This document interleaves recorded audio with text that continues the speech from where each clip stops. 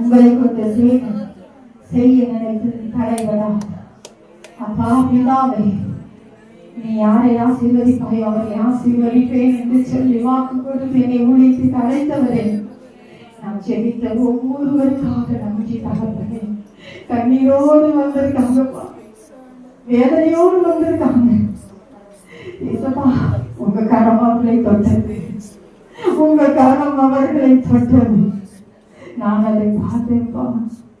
அவரை ஆசீர்வதித்தீங்க, அவர்கள் ஆசீர்வதித்து மேலும் மேலும் கோடா கொடியாய் பெருகட்டும். குடும்பங்களில் காணப்படுகிற சாபங்கள் மறையட்டும், வியாதி மறையட்டும், விழாத சத்தமின் கிரியைகள் விலகி போகட்டும். இன்னைக்கு குடும்பத்துக்குள்ள சமாதானம் உண்டாகட்டும், நிம்மதி உண்டாகட்டும், சந்தோஷம் உண்டாகட்டும்.